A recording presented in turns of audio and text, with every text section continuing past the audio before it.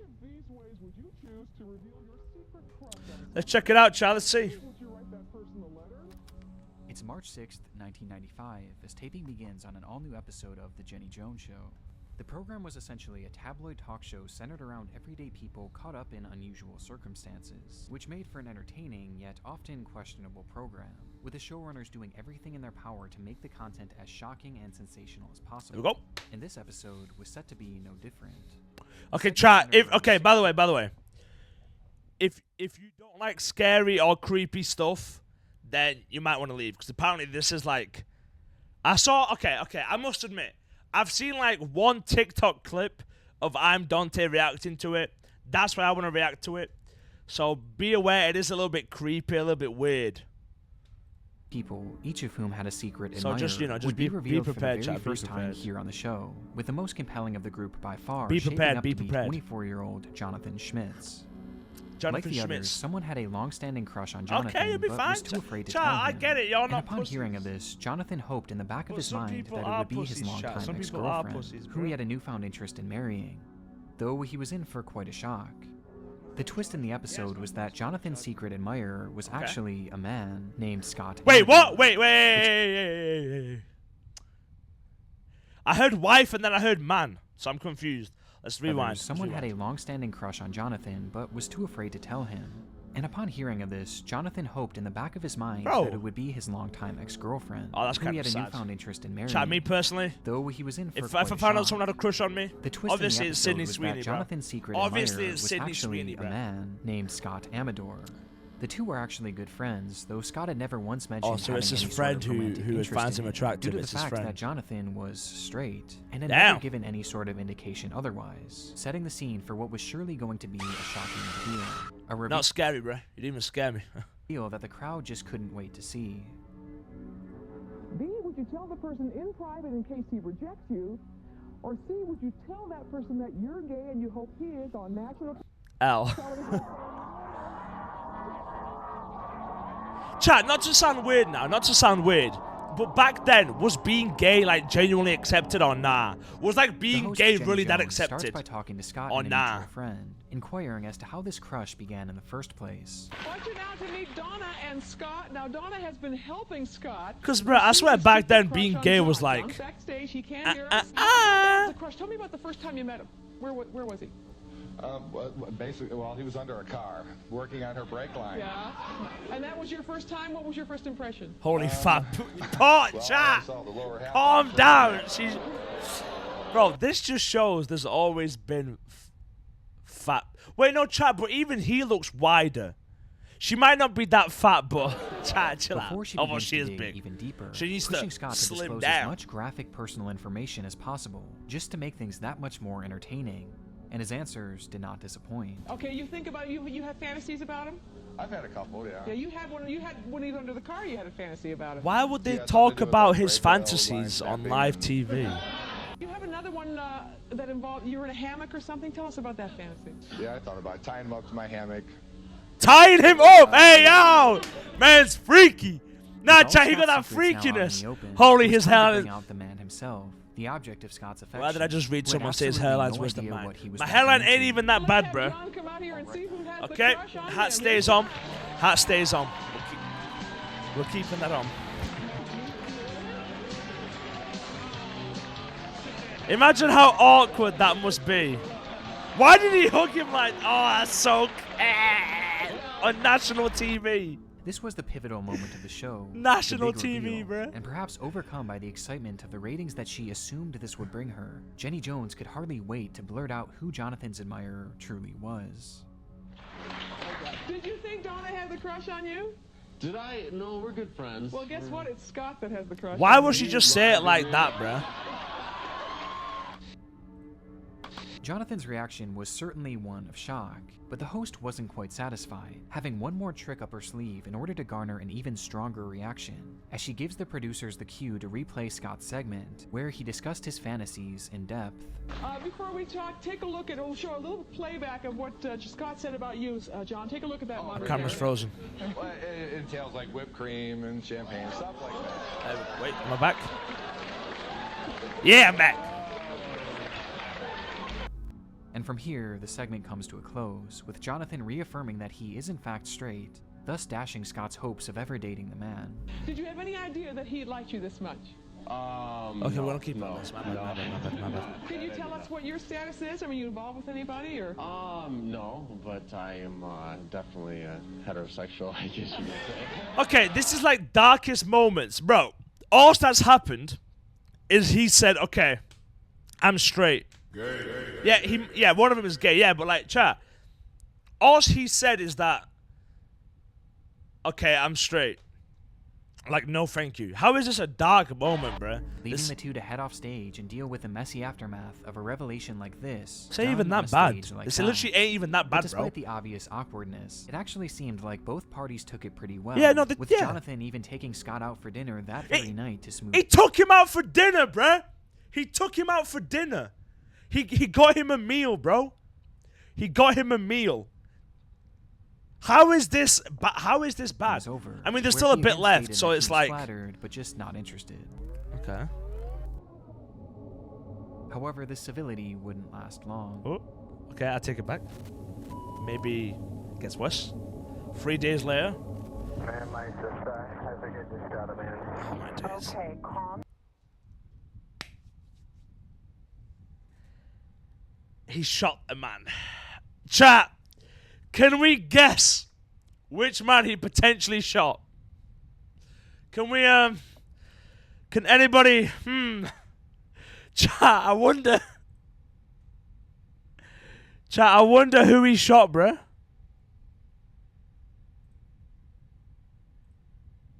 I wonder who he shot. He raped the cops. I don't think he raped the cops, chat. Okay. But I think I know who he shot. Okay, why did you do that?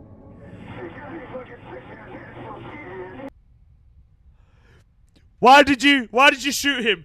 Because he fucking picked on me on national television and he's a homosexual. It's not, can someone use their points for it's not looking good, bruv. It's not looking good. Can someone use that, please? Because it's not looking good, bruv. Why did he had to add, and he's a homosexual? Big man thing, yeah. It's not looking good, bruv. It's not looking good. It's not looking good. Bro, and he's a homosexual. Damn. Okay, I want you to calm down. Wait, this was in 1995. This is recently. This is like last 30 years. Okay, the gun's in the car. Okay, I want you to try to calm down. Okay, can you tell me again why you shot the man? Okay, bro's tweaking. He's not even speaking English, bro. Like, English has left the chat, bro. So is that it? He just shot him.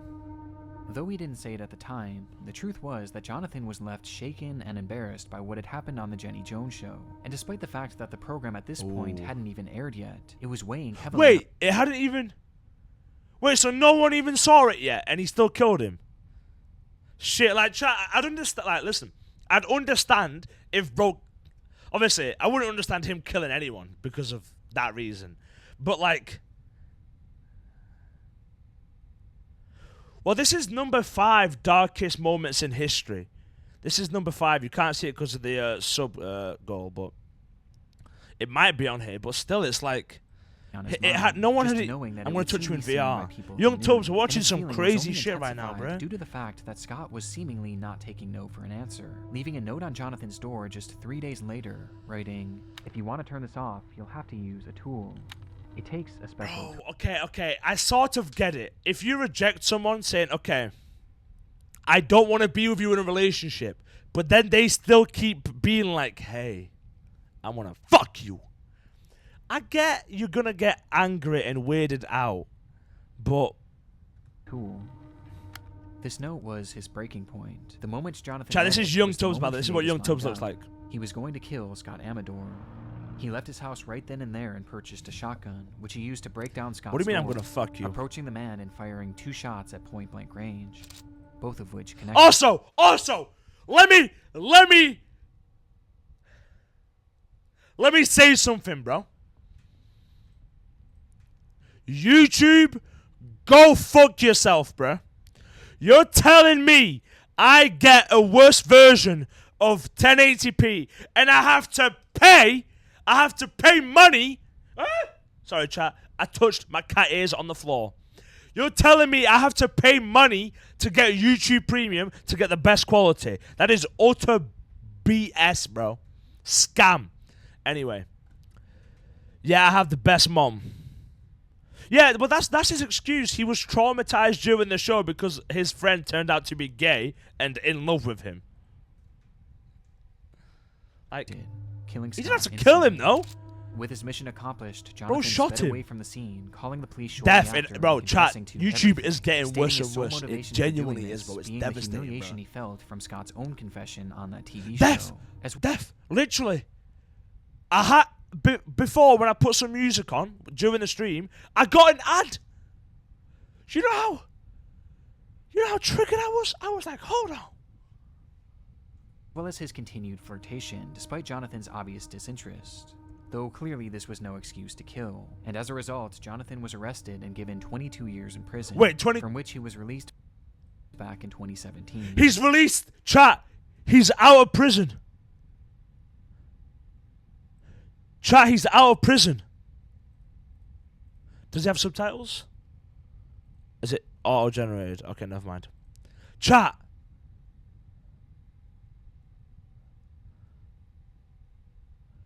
So he got released 2017. So he's like living his life. Chat, he might have seen this video. Oh, hell no. Imagine you come out of jail after killing a gay guy. Imagine you come out of prison after killing your gay best friend because he said he likes you on live TV and wants to fuck you on live TV. And then you see a YouTube video, top 5 darkest moments in TV history. And you're the first one. Nah, you're cooked. But you're done. From this episode, it was pulled from the lineup before it even made it to air. But today, the full recording Wait, so it was never released? across the internet, Oh shit. giving us a look at the stage on which a killer was made, Oh and a scene shit. that has now become immortalized as one of the It's darkest just the way he moments hugs him, like he like grips in him. television history.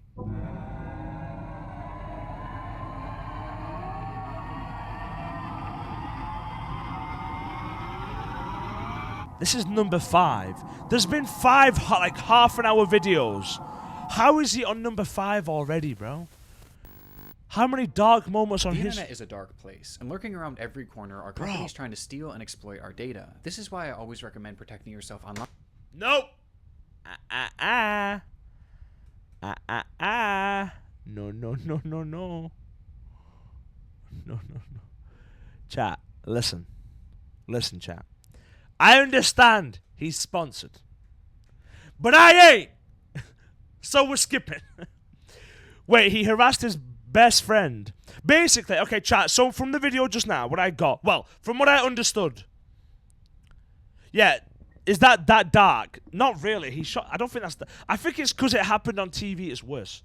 But what happened, from what I've just understood from that video, was there's a TV show where you get exposed for like who you like, where you go on a TV show, and then someone on that show also is in love with you. And it turned out for him, instead of it being his ex-wife, it was his best friend who was a guy who was in love with him, so he was gay. And then he told him, hey, I'm not gay, leave me alone, we're chilling. He even took him to dinner. He took him for a meal. He took him to dinner to be like, hey, I'm not into you. I'm a straight guy. There you go. But then the gay guy kept pestering him. And obviously the guy on the TV show, obviously, like, he apparently was traumatized or some shit. I mean, Chai, if I found out a guy took him to dinner to poison him, dun dun dun. Nah, I don't think he poisoned him, bro. Anyway, next one. Chat. You can... 如果啦，如果你是归来。7月4号的晚上，一家人正常入睡。到了5号凌晨，意外发生了。我就不早睡，我醒了。我醒了的时候你在。 He had nowhere else to turn. Well, his daughter. It had been 11 long excruciating His daughter. days since 55-year-old Shu Guli had last seen his wife, Lai Hueli, who had vanished from an apartment in the dead of night.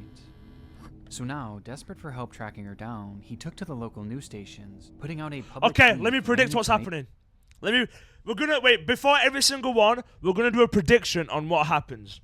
My prediction: the wife left at like 5 in the morning or whatever they said, and he's now on TV saying, "Hey, my wife left. Someone help me." But she saw that on TV.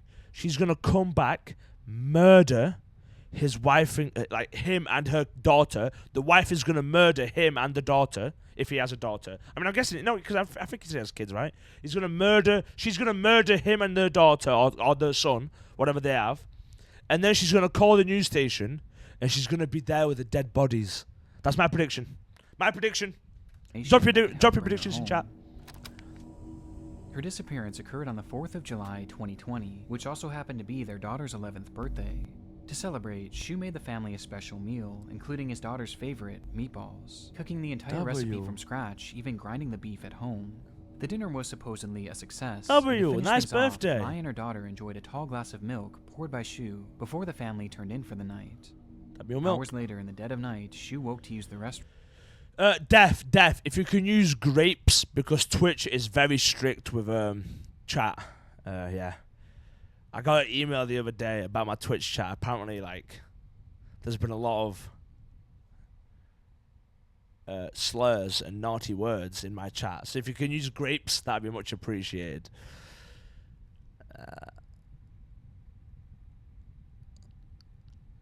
He grapes the mom and the daughter, and they are dead in the basement. I'm back. Lady Tubbs left. Cap. And upon getting back into bed, he briefly Okay, so that's Def's prediction. Def, the current VIP in chat. The only VIP currently in chat. Okay, valid prediction. His wife as she was sleeping peacefully next to him before he fell back asleep. He would never see her again. 24 hours later, Lai Kuei was officially reported missing, and a full-blown investigation. Young Tubbs. That includes you, bro. The N-word, bro. Twitch ain't having it, so if you please can refrain, I'd appreciate it. I just don't want to get, like, I've been banned before, and like, chat, when I got banned my first time, I never even had any warnings or anything. I just got banned. So it's like, now I've been in their system for being already banned, I want to keep it as safe as possible. That's all. No slurs, please. Obviously, I don't want to, like, the N-word chat. Like I said, bro, I say the N-word all the time. Like,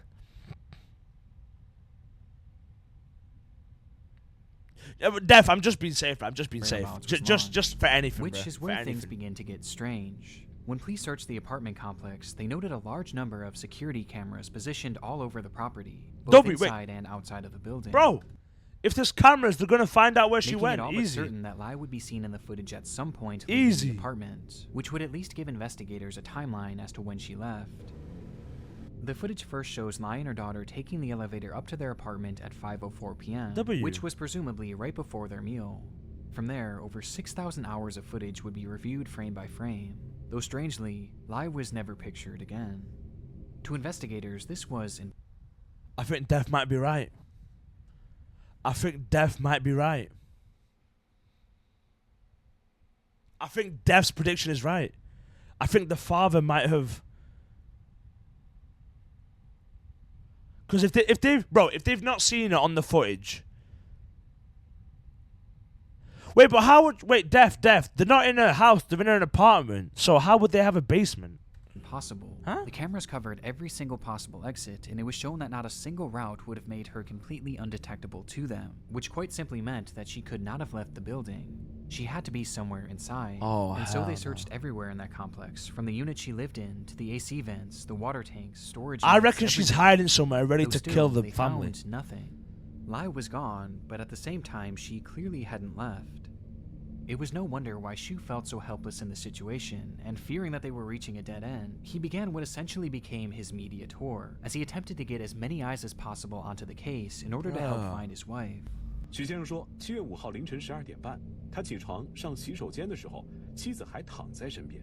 到了清晨5点半，床上 So at midnight she was still there. 您当时为什么没在意？发生过这没，这个很正常。之前有没有发生过这种情况？没有。我女儿怎么办？我的生活怎么办？啊，我老婆什么时候回来到底？ Okay, Hiroki seems kind of worried. Hiroki seems kind of worried. Yeah, Chuck, 'cause if you think about it, like she could have gone to the shop. He probably thought, okay, my wife's gone, my daughter's here, everybody's fine. My wife's probably gone to the shop to get some stuff for cooking, like. Yeah, she might have gone for like a walk or like anything. These media appearances began to happen numerous times a day across essentially. Okay, but I don't like how much he's like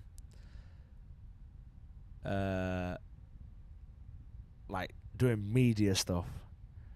Fuck! I don't like how he's doing media stuff, bro. Station that would allow him on. Though even when this failed to garner any leads, he kept the pressure on the public. This time by announcing a reward of 100,000 yen for anyone. Okay, well then that's even less. Then I take it back. Bro, put out what's 100,000 yen in British pounds? Information that could help lead or to dollars. Discovery. Meanwhile, investigators kept That's too little. searching the area. What, 100,000 yen? Is that not a lot? Fuck, I take it back then. And again, but still, it just wasn't adding up.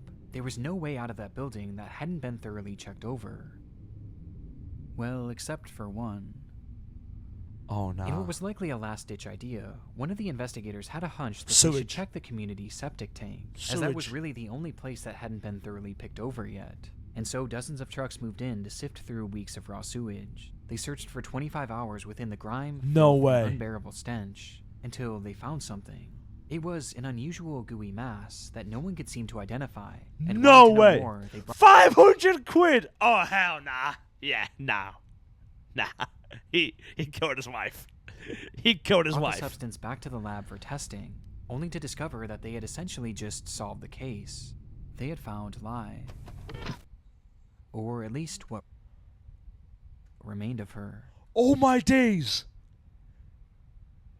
Did he eat her and then poo her out? Wait, no. That could not, no. How did he get her into the sewage system? How did he flush her down the toilet? No, but he had to flush her down the toilet. I don't get that. What? Despite the story Shu had told investigators and the media, things didn't actually happen the way he said they did on that fateful night. Instead, the couple had actually gotten into an argument after Shu had cut his hand while preparing the meatballs, to which he blamed his wife for the injury, causing the two to have a verbal spat. This was supposedly nothing uncommon for the pair, as the marriage had allegedly turned sour years before due to financial strain, meaning that this was far from their first fight, though it would be their last. When Shu handed his wife and daughter their milk for the night, each tall glass had actually been laced with sleeping. Oh my god, yeah. He said at the start, he gave his daughter and his wife some milk right before bed to like, and so he must have laced medication, with the drug immediately taking effect and knocking both of them out. And with the house now silent, he smothered Lai with a pillow, thus ending her life.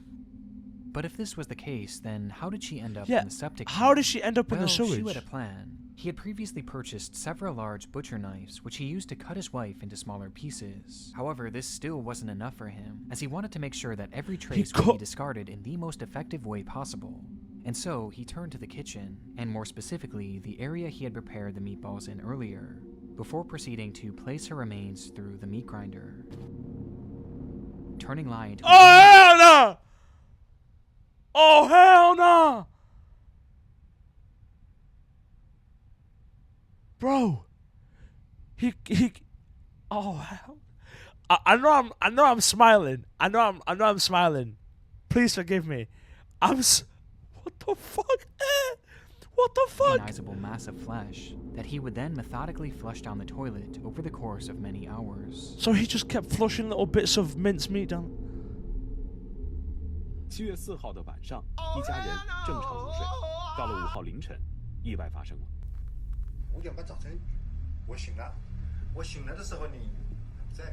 She was Despite gone. playing the role Yeah, of you a killed her, abusive mate. husband and even a victim across his television interviews, this man had actually not only killed his wife, but desecrated her remains in a horrendous Bro, he fashion. fucking And chopped looking her back up at some with. of his answers, He cut it's her apart with honestly butcher not all knives that into small surprising. pieces, then fucking grinded her meat. 他的智商，老实说，我这么多年了，这都跟他走夫妻了，哎，对他了解，他是处 The daughter's alive. Yeah, the daughter lived. As a result of his crimes, Shu Gulai would be sentenced So to we're eating death, burgers with or his what? execution being Nah, set Def, I think I'd prefer meatballs, Loki. You know what I mean? happen in the near future. Chat, one thing I'ma say. W China for the death penalty. Just saying.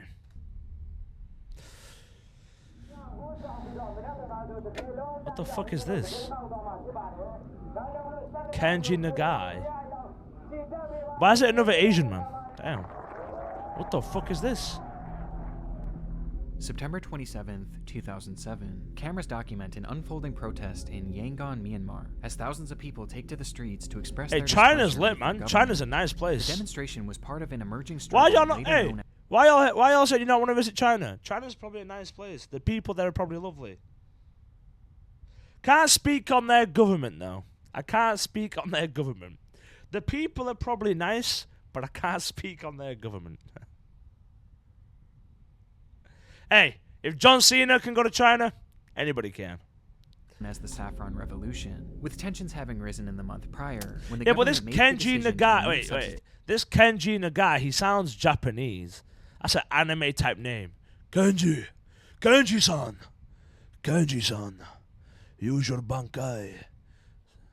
Orai wa mu Hiroiki Tenkai. Bankai Kenji.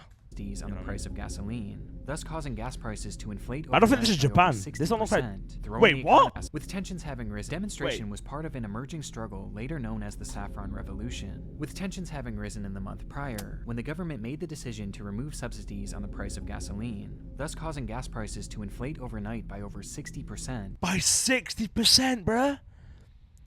Gas prices, well, petrol prices, gas, if you want to fucking call it, by 60%, bro. So imagine you get like, imagine in America, gas is, I don't fucking know, $5 per gallon. If it raised by 60%, that's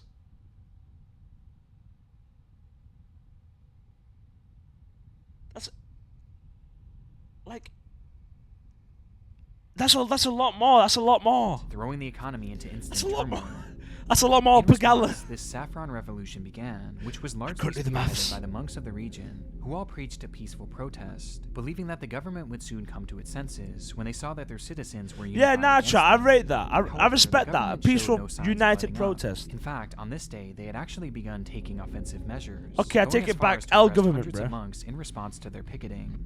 For the residents, this display was shocking. No, this as is they like- struggled to understand how their own I don't- government saffron, would it's jail called these saffron. religious figures. I don't They think it's had no India. idea just how much crueler they could get. As the demonstrators marched in the street that day, a line of officers announced that they had 10 minutes to go home or else they would face dire punishment. But the crowd refused to back down, being intent on marching on to let the world That's a know just lot how of serious they people. were. And with Whoa. neither side willing to budge, the officers began to fire their weapons. First into the air.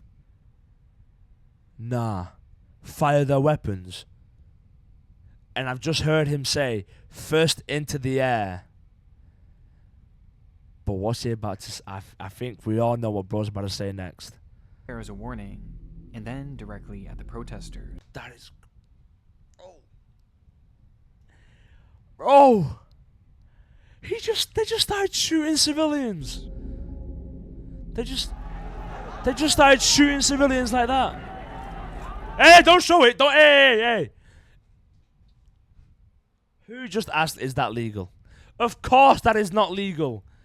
Well, the thing is, it's the government who's doing it. This isn't China, Def. This isn't China. This isn't China, Def. This is a different country. But what do you mean sue them? What sue, bro? Jet Fighter. Why don't you sue the entire American? You can't, bro. You can't do that. You can't sue a government. They just started shooting civilians, bro. It was a massacre, with the official death toll being 10 innocent civilians. while others on site that day posited that Ain't no way they killed only 10 people. Stop the cap. Stop the cap. with the official death toll being 10 innocent civilians, while others on site that day posited that the number was likely much the people higher. who were there The probably footage knew is it was way disturbing on its more. own, but there was another layer to this ordeal. Yeah, one cover up. unexpected Crazy, variable. bro. Yeah, who's a this? man named Kenji Nagai. Yeah, he's definitely Japanese. Shit, he vlogging? Nagai was a journalist from Japan with a lengthy track record of reporting on situations in dangerous, even war-torn countries, building up an impressive resume in the I'll have nothing but respect for genuine journalists, chat. I don't like these fucking fake journalists who get paid by governments, like, to support one side. I don't fucking agree with all that. Like American chat.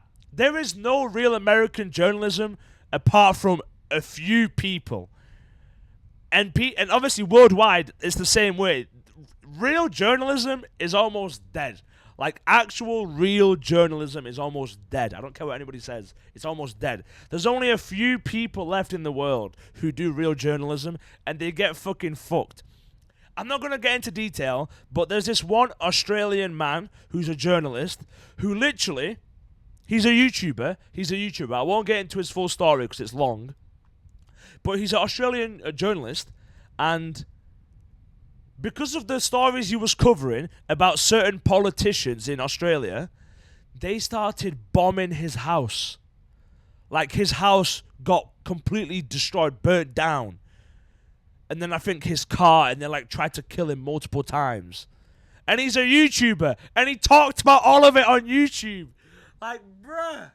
Like, that guy's a journalist. This Kenji Nagai, he's a journalist. In the journalism community. He's a real During journalist. the Saffron Revolution, he was visiting the region with his camera to document the events firsthand, W. as he had done with Rest so in many peace. I'm conflicts guessing before. he's dead. Yet despite having so-called Or did he special get tortured protection due to live his on TV or journalistic whatever? status, Kenji never made it back home. Yep, he's with dead. Myanmar Fuck. officials reporting that he had accidentally been struck in the chest by a stray bullet, Rest in making peace, him the bro. only foreign casualty in this ordeal. The revelation was obviously Def, you know which guy I'm on heartbreaking for about, his right? family Yeah, I and for the think, entire Def, I'm country of pretty sure you Japan, know. who Def, he strongly seems like the condemned kind of guy slaying you'd of know. Kenji, as well as the slaying of the other protesters. But still, officials in Myanmar Also, you killed a Japanese citizen in a foreign country. Chat, if there's any country, like, if I had a list of, like, chat, if I had a list of 5 countries I would not kill civilians of, judging the country by its history, Japan is in my top 5. I am not fucking with Japan. If you know Japan's history, I am not fucking with Japan. Hell no. I'd apologize straight away. I'd give them money. I'd be like, my bad, dude. Dude, my bad. It's not just World War II jet fighter. Japan has a long history of being like crazy motherfuckers. Like the shit they used to do. I think Def might know because Def's probably like, well, Def's a smart individual. But yo, what's up, Young Tubs? Welcome back, bro. Welcome back. Japan just has a very long history of I mean, the Geneva Convention was probably built just for Japan. Like, that's all I'm gonna say. asserted that this was all just an unfortunate accident. But it a wasn't classic an case of a I man bet being it- in the wrong place at the wrong I bet time. it wasn't an accident, though, But was this it? was only the beginning of the story. Oh, shit. Days later, the Japanese Okay. media would receive a video recording of the bloodshed that occurred on that notorious day, when the streets of Yangon turned into a one-sided battlefield. And the contents were alarming. Yeah, to they say were the probably least. horrifying, bro. They were literally, chat. Imagine you're at a protest. Imagine you're in your country peacefully protesting. And I'm talking peacefully protest because America doesn't know what peaceful protests are. Neither does the UK. None of our countries know peaceful protest. It's always violence because it's not a protest. But imagine you're genuinely peacefully protesting. Imagine. You're just marching down the street with a sign saying whatever you're saying. And imagine the government, imagine the US Army comes out of nowhere. Tanks, trucks, thousands of soldiers with rifles. And they give you an option. Either leave or there'll be consequences. And you're thinking, okay, this is a peaceful protest. I'm being peaceful right now. I'm being peaceful. I'm trying to help my country. I'ma stay. And then the fucking military opens fire on all these civilians. Yeah, in America it's pretty common probably. I'm not gonna lie. But like, imagine, bro. They just shot all, bro. There was monks. There was like people who were fucking all about peace. And the Saffron government just started opening fire on these civilians, bro. Yeah, what's up, Mr. Borders? 追いかけるように響き渡る数発の銃声。この時カメラは倒れ込む半ズボン姿の男性を捉えていた。Is that him? The footage shows a crowd of people desperately running for their lives, when in the corner of the frame you can see a man dressed in white, holding a camera. Is that him? That's him. Oh, rest it in was peace, Kenji bro. Nagai, and he hadn't tripped or even been shot at this point. Yeah, he's getting but pushed, instead, bro. He was seen being pushed by a soldier. He's a getting soldier pushed. Who now pointed his weapon at the man who is now lying helplessly on the ground, and fired a shot directly into his chest, leaving him there to die. Following this, a separate photographer on the scene managed to capture an image of Kenji moments after the attack, and in the photo, Nagai was still holding onto his camera, documenting the carnage around him. W man, bro. Imagine, chat. Bro, that's a W journalist. Bro got shot in the chest with a rifle. And then on the floor, as he bled out and was dying, pulls up the camera and carries on recording what's happening around him. He laid there bleeding to death, having taken a bullet directly into his heart. The revelation was shocking for a few reasons. Most obviously, it disproved the initial claims that Kenji Nagai had been shot by a stray Japan has to bullet, fuck their as this was country up, bro. clearly and quite I'm telling you, literally you an don't fuck with execution. Japan But it or also Asian showed the countries. entire world They are these insane. harrowing Yet inspiring images of a fearless, passionate journalist who continued documenting the battle around him, even as the life left his body, with his corpse being shown minutes later, still holding on to that camera. Damn. Which leaves us with one burning question. I still got some fight in me. What happened to that camera? Nice feet cam. Yeah, I forgot to turn it on. Okay, Kenji Nagai I forgot it's Friday. After the video, I'll turn it on. After After the video, I'll turn it on. Device. And with the man being so close to the action, it was likely that whatever was on that camera was incredible. Yeah, wait. We didn't get told what happened with the camera. Pause. Wait up. What happened onto that camera? Which leaves us with one burning question. Where's the camera? What happened to that camera? Yeah, wait a minute. Like, I understand it's very sad he passed away, but now since he's passed, the main focus is on the camera. Because that camera probably has some juicy shit. Quite literally given his life to capture the images on that device. And with the man being so close to the action, it was likely that whatever was on that camera was incredible, and perhaps even showed his execution up close, which could give more details about how exactly his passing came to be. Yet when his body was returned back to his family in Japan, that camera was nowhere to be found. Of course, that despite fucking it being in his hands when he passed. Had it been left behind? Was it destroyed in the carnage? Well, it wouldn't take long for these two questions to be answered, as more footage of the event would soon emerge, again on Japanese television. The clip appeared to show how are they getting more and more footage for Kenji's death, going in and physically prying the camera from the dead man's hand. they've robbed it from his dead body. It had never been seen again. Oh shit, and with that, one of the most unique lost media searches of all time was underway. And this wasn't an example of lost media that's better off staying lost either, as Kenji's own family was desperate to get this camera back in order to showcase they've robbed it off his dead body. And so they put out various requests, pleas, and even started a petition begging the government of Myanmar to turn the camera over, assuming that they were the ones who held it in their possession. Though despite the immense public pressure throughout the years, nothing ever came of their pleas. In fact, not only did the Myanmar government refuse to give it up, but they continued to assert that Kenji's death was nothing more than an innocent accident. Fucking bullshit. And for many years, how the fuck it would was that remain an this accident, way. bro? Until out of nowhere, a full decade and a half later, 15 years! It took 15 years to get the camera back. Wait, that means they got the camera back in 2022 or 2023. That's like last year. Officially hand over the camera. Ah yes, accident. Shot a crowd of people. Ah yes, chat. Twas but a mistake. Twas just a mistake, man.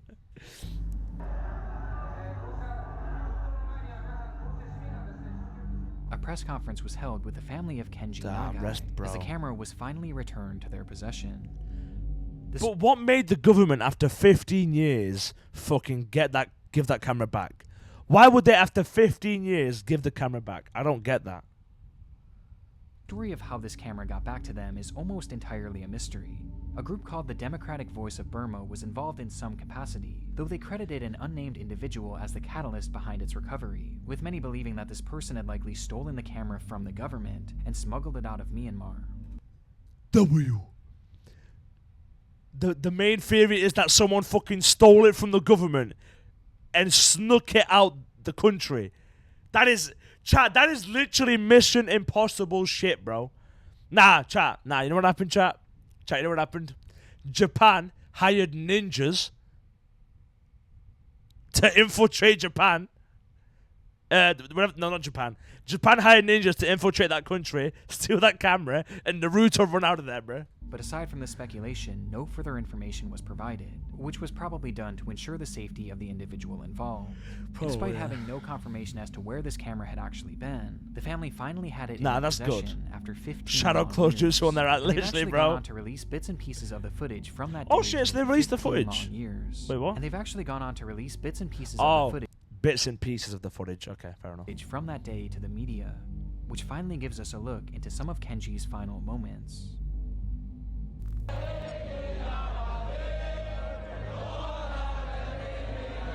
Like, this is a true peaceful protest, bro.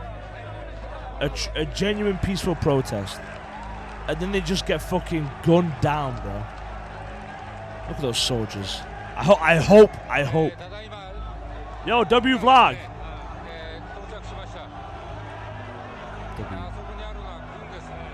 I think they are heavily armed.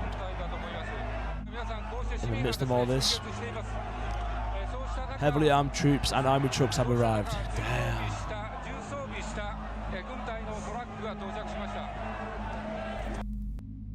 Moments after pointing out the military that had moved in to quell the protest, Kenji was executed by one of those very soldiers. Crazy. It's unclear how much more footage was actually on that camera. I bet there was For the loads time more. being, this is all that's been released to the public, and it's likely to remain that way forever. Today, his family hopes that this footage will help highlight the fact that the problems in Myanmar are actually still Myanmar, whatever the fuck that place is called. Continuing to lead to the Myanmar, deaths of hundreds, even thousands of people per year. As for many of the citizens, the battle rages on. Though in a somewhat poetic fashion, the recovery of Kenji's camera actually brought the situation back into the news cycle, meaning that even after his death, Kenji Nagai continues to make a difference. Myanmar government overthrown by coup. That's good, right?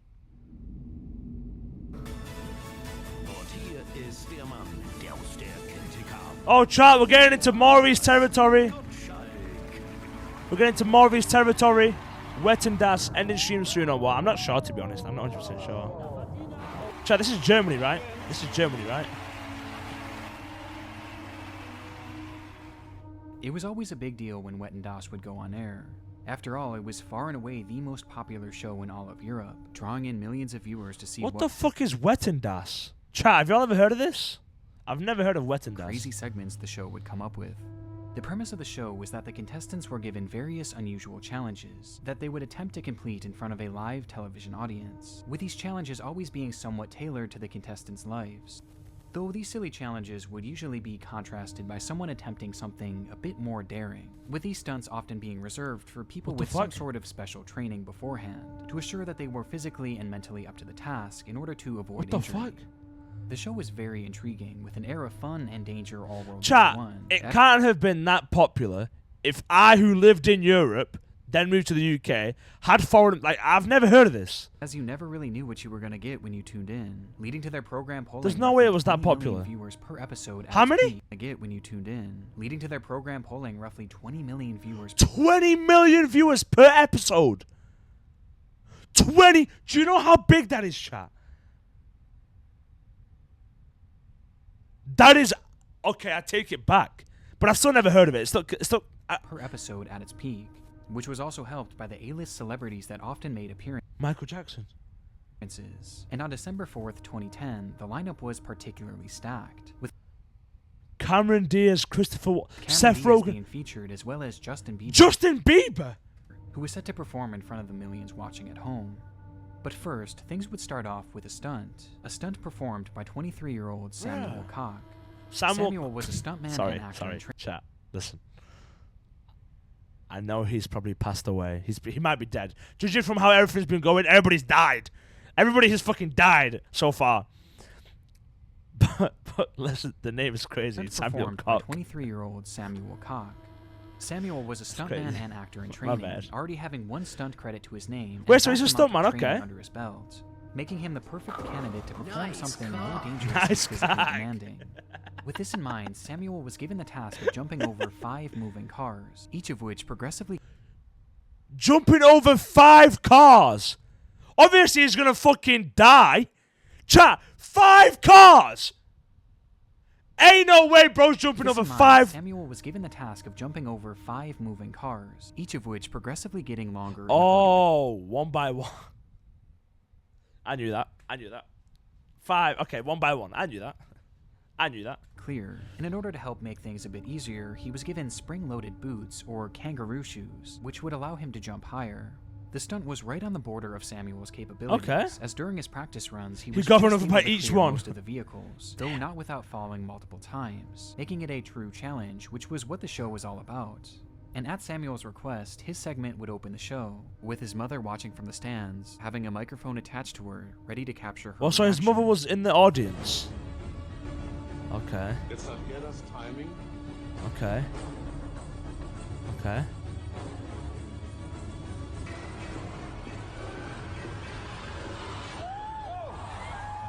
Bro, that was the easiest car he was gonna jump over. The first and easiest car, and bro almost hit his head. How is he supposed? He almost hit his head on the easiest car. The first jump goes off cleanly, making it obvious that Samuel could actually do this. No! Though when approaching the second car... Oh, is that his mother? The blonde woman's his mother, I'm guessing. A Mini Cooper. Okay, Mini Cooper. No! No! No! Oh my god. When bro stopped running, bro, I thought I was gonna get fucking binked by the car. Samuel bails out, feeling as though something wasn't quite right with his approach. This meant that he would now have to execute the next 3 jumps without fail, or else he would lose the bet. And with the pressure mounting as the... I'd rather lose the bet than die, bruh. I'd rather lose the bet than die.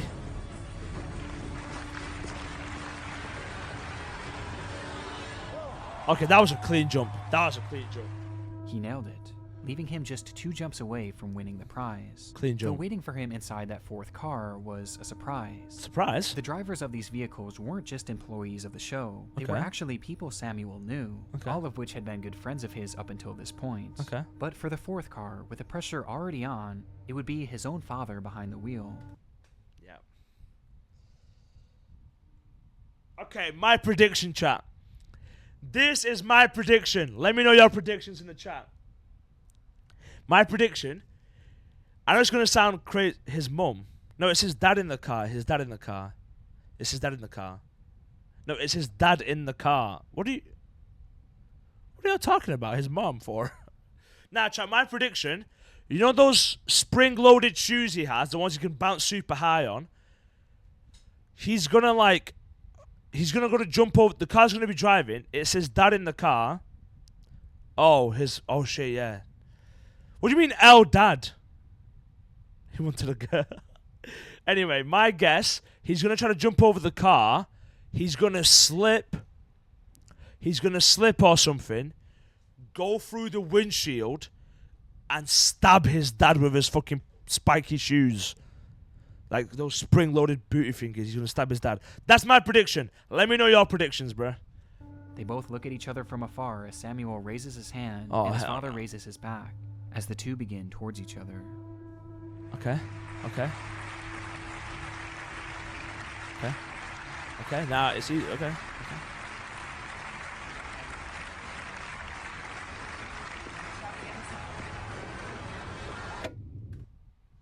Nah! I'm right! Why did he pause it? Why did he pause it? Why did he pause it? No, I'm wrong. He's fucking killed his dad.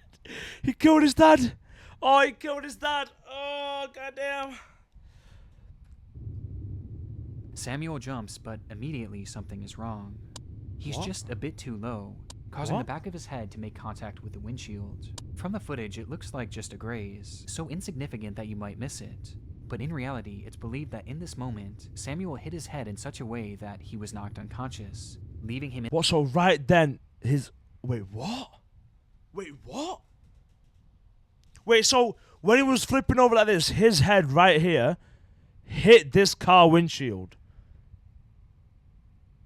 And it was a hard enough impact to knock him out. Wait. But he's flipping over, and if he's not... Oh, hell nah. in the air with no way of sticking his landing.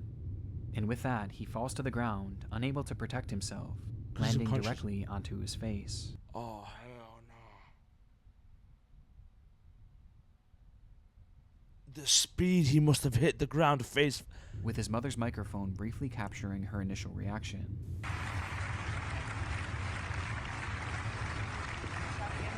You couldn't even tell though. You couldn't even tell he fucking... Wehgetan? Nein, nein. Sofort den Arzt, bitte. Sofort ein Arzt. Hospital, yes. The camera cuts to one of the judges, whose face tells us just how bad the scene is. Samuel isn't moving and is totally unresponsive. Nah. Even as his mother runs from the stands to comfort him, he doesn't move an inch. Even worse, the program was beloved due to the fact that they aired no commercials. It was a live feed for as long as 3 hours. I bet that's how his dad no feels, commercial yeah. break to cut to. And remember, this was the very first segment. Oh, fuck. And they, bro, since they don't have any ads, they just cut to the audience. That's so fucked. Instead, the cameras show the audience, all of whom were standing there stunned in complete silence, as paramedics rush in to help the man. His face is not just bleeding. Jet fighter. I don't think you understand how hard, bro. He probably had his skull smashed in. His skull is probably fully smashed in. I wouldn't be surprised. It would be several not fractured, bro. I bet his whole face is caved. Excruciating minutes before the host, Thomas Gottschalk, announced that the show would be cancelled for the Broken evening, nose. ending the program early for the very first time in its history. Dankeschön, bis gleich, hoffentlich.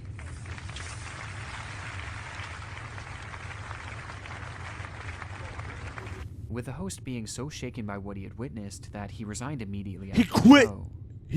He quit. The news was Samuel was alive. Oh, he was lived! in rough shape. 2 of his cervical vertebrae had been fractured and his... Okay. Whenever I hear anyone in an accident, whenever I hear the word vertebrae, how much y'all betting this man is completely paralyzed? spinal cord was badly damaged, which left him fully paralyzed. Yep, fully paralyzed, yep. Turning him instantly into a quadriplegic. And what makes the situation that much more depressing was that, again, his father was the one driving, likely leaving him with unimaginable guilt, despite the fact that it clearly wasn't his fault. But despite this awful tragedy, Samuel's story is actually quite inspiring in the end, as he's gone on to become a successful actor, and even has a credit as an assistant director, taking what was quite possibly the worst hand he could have ever been dealt with, and going out there and achieving his dreams regardless. Though meanwhile, Wettendas never really recovered from the incident. Of course they and would never canceled recover. Just a few years later due to low ratings, with the most popular episode after the incident being one where Samuel himself actually made an first happy appearance, ending, where literally, he forgave bro. the show and claimed that what happened to him was not their fault. Though it seems the general public was not able to forget that horrific moment they had all witnessed on live TV. Yeah, that was crazy, bro. There's one magical, haunted evening each year. Bro, Ghost, if this is gonna be a Ghost one, I'm fucking Ghost watch. Bro, Ghosts ain't real, bro. Hell no, they're gonna try to make me believe in Ghosts, bro. Scary creatures come out I might click, bro. If they're gonna try to make me believe it, I might just click off this video, bro. I hate Ghosts. Halloween Aren't night, real, bro. 1992. People across But the what UK year is are- this? It's Halloween night, 1992. People across the UK are just getting home. UK, at 7 Britain! night, with many deciding to turn on their televisions in search of some spooky content to fit the mood. only to find a rather surprising option from an even more surprising source, the BBC. They were airing a new special called Ghost Watch, a daring mission that followed famed BBC presenter Michael Parkinson and a team I know of him. reporters I've seen him before. as they aimed to capture definitive proof of the existence of Michael Parkinson and a team of reporters as they aimed to capture definitive proof of the existence of ghosts. You're telling me darkest moments in history, you're gonna have a fucking ghost? Chat, this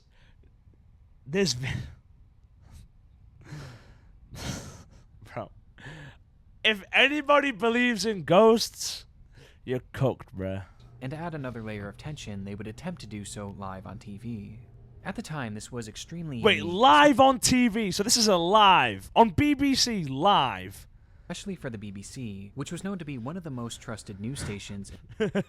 Chat, used to be known as one of the most trustworthy broadcast stations, news stations. Used to be. Now it ain't. In the UK. And making things even more interesting, they weren't going to be doing their investigation at a well-known haunted destination, but rather a simple suburban home. A home inhabited by a family and what they claimed to be an intense, even violent spirit named Mr. Pipes. The name was given because the spirit produced loud banging noises, which the mother initially believed to be the home's old water pipes. Yeah. The mother's name was Pamela Early, and she lived in the home with her 2 daughters, Suzanne Pamela and Kim. Early. And for months, they had been desperately trying to get the media's attention to help with these hauntings. However, most reporters who visited the scene labeled them as crazy. And so this was their moment to prove to the world that these paranormal occurrences weren't Mr. Pipe, he fucked real. wife, I can So see. early on, That's...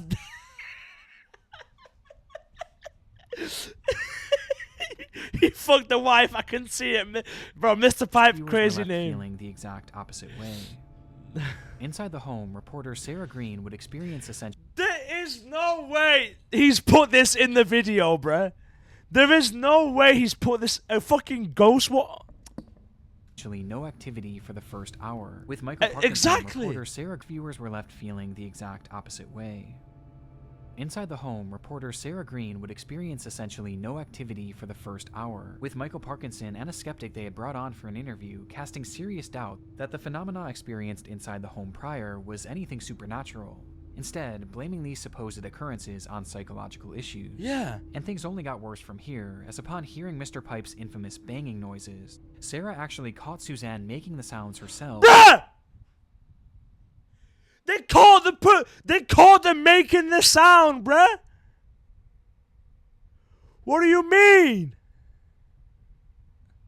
By hitting a hammer against the wall, essentially disproving the entire story of the house. Quite extraordinary. We set out to catch a ghost, and sadly, very sadly, what we witnessed was a remarkable exposure of a hoax. Let's not be too hasty. Oh, come on, Doctor, please. It was a rough showing. However, by the show's final hour, things began to take an unexpected turn. What the fuck's going on? Okay? Nah, bro. Oh, don't get upset, love. The kids are acting. Oh, dear God. Suddenly, the show cuts to Suzanne, who is lying What happened to her unresponsive in face? What happened to her face? Pause. Hold on. I'm not believing this. I'm not believing her this, bro. bedroom, completely covered in scratches, thrusting the broadcast into utter chaos. We will stay with you. This was on live TV, by the way. She got Mr. Pipe got her. She got piped crazy. But this was on the BBC on a live broadcast. Where are we going? That guy. That guy. Look at his face. Joe, look at the car. Look at the microphone guy's face. Look at him. He's fucking shitting himself. He's fucking shitting himself. She's fucking shitting himself.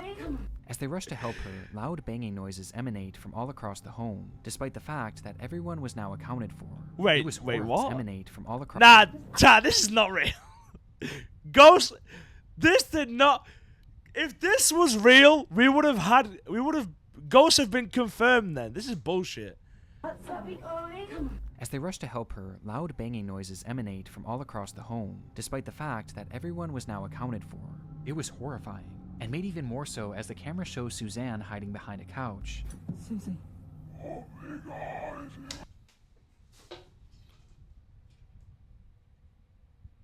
Huh? Huh? Huh? Huh? Jet Fighter, it's alive. It's live. Jet Fighter, it's live. It said it was a live broadcast. This was a live broadcast. What? Listen to her voice, bruh.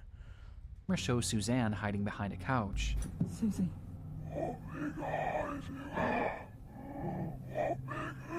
Stop it! Stop it, Susie! Nah, I don't believe it. Chat, I don't believe in ghosts. Don't get me wrong. I don't believe in ghosts. But what the fuck is going on? What the fuck is going on, bro? This can't be real. Where she begins to speak in a low, unrecognizable voice, almost as if she was possessed. Now, in case you haven't caught on yet, Ghostwatch is a work of fiction. The entire show was... Oh! We've been scammed! We've been scammed! It's actually a staged, pre-recorded movie, with everyone you see here being actors, except... I knew it, bruh! There was no way this was real. Chat, all of y'all fell for it, bruh. Look at all y'all in chat now, yeah, capping. Y'all fell for it, bruh. I was the only one who was skeptical. I was the only one who was like, nah, it's fake. It ain't real.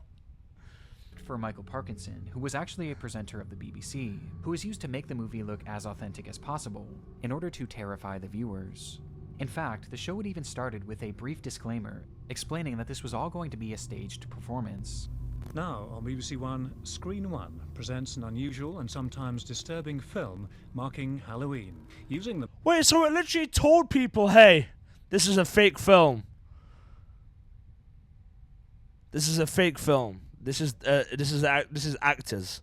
What? Modern idiom of the outside broadcast. Michael Parkinson, Sarah Green, Mike Smith, and Craig Charles star in Ghostwatch. But the problem was, most people didn't see this. And with the movie aiming to look as authentic as possible, many just took it at face value and truly believed that they were watching an actual real-life possession unfolding before their eyes. People are stupid, bro. And the program wasn't over either. I won't spoil too much of the film, but from this point on, everything is chaotic and extremely tense, leading to the revelation being made that through this program, they had essentially just performed one massive seance, which left each of the 11 million viewers watching at home supposedly susceptible to demonic possession, with the program ending... What, so people believed if... Chat, people believed if they were watching this show on TV, this live broadcast, they were going to be possessed. Parkinson himself becoming possessed. When you assure me that my wife is safe, we have got an emergency generator. Whether or not we should bring it in, I don't know. I'm not going. Or to keep working. Round and round the garden, like a teddy bear. After which the camera shuts off. Nah, chat, if you showed me this when I was 10, I'd believe it, to be fair.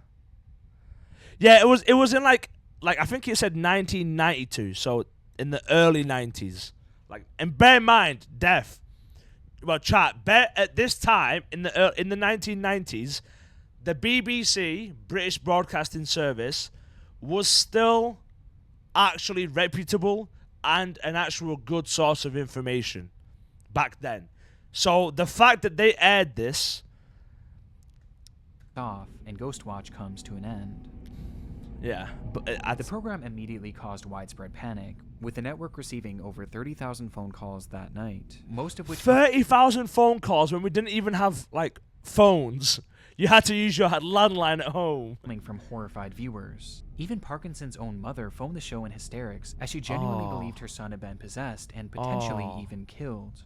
The stories from that night are incredible, with one woman calling the show and demanding compensation for a new pair of trousers, as her husband had quite literally defecated himself. Her husband shot himself, and she demanded the BBC buy him new pants. Out of fear, as well as two boys who presented to their doctors with symptoms of PTSD. PTSD? It was complete and utter madness. But of all the reactions to Ghostwatch, one individual took it the hardest. Oh nah, chat. It's about to get very serious now, I bet. For fuck's sake. 11 million viewers watching was an 18-year-old named Martin Denham, who was tuning in from his family's living room with his parents and younger sister. As the show progressed, Michael began acting strangely, curling up into a ball and becoming unresponsive. All the while, his eyes stayed locked on the screen, watching these horrific events unfold, with his family describing it as if he had been hypnotized. Now, Martin did suffer from a learning disability, which apparently affected his... Martin suffered from a learning disability. I thought learning disabilities was like you struggle to read and write and like... How is a learning... Wait, pause. How is a learning Wait, I'm so confused. What I think actually happened is he probably had... Only game retired by Michael's fat dumpy. Pause. That is my government name. That's gay. Pause again.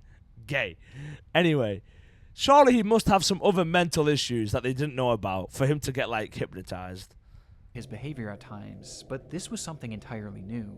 Starting that night, he was overcome with intense paranoia as he began hearing noises around the house, which his parents recognized as the water pipes. This explanation only increased Martin's fear. Wait, so, wait, what? Okay, pull back. He got hypnotized into what? Family describing it as if he had been hypnotized. Now, Martin did suffer from a learning disability, which apparently affected his behavior at times, but this was something entirely new. Starting that night, he was overcome with intense paranoia as he began hearing noises around the house, which his parents recognized as the water pipes. This explanation only increased Martin's fear, however, as this was the exact excuse the mother had used on Ghostwatch to initially explain the paranormal phenomenon. So he started... Yeah, so I don't think bro had a learning disability, which means like you whatchamacallit? Like a learning disability, as far as I know, a learning disability is when you struggle to read and write. You struggle to like read a piece of text and understand exactly what it means. You struggle to learn. This isn't learning disability, bruh. This is like bro is like get him some meds.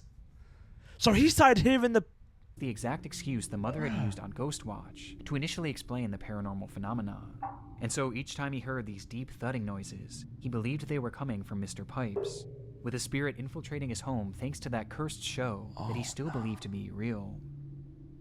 Over the next few days, Martin refused to spend any time in the dark, and even asked to switch bedrooms as he believed Mr. Pipes was hiding in his walls. But nothing could alleviate... Paranoia can be, like, severe paranoia can be from mental illness, like, it can be, I'm pretty sure. His panic. It was all just Mr. Pipes was hiding in his... to spend any time in the dark, and even asked to switch bedrooms, as he believed Mr. Pipes was hiding in his walls. In his walls? But nothing could alleviate his panic. Damn. It was all just too much. No. 5 days after Ghostwatch aired, Martin Denham would end his own life, no. leaving behind a note that read, "Please don't worry, if there is ghosts, I will now be one, and I will always be with you as one." Ghostwatch was created to provide a viewing experience that was as realistic as possible. He killed himself. And unfortunately, in this case, it succeeded a little too well, thus causing the show to be banned from broadcast in the UK, where it has never aired since.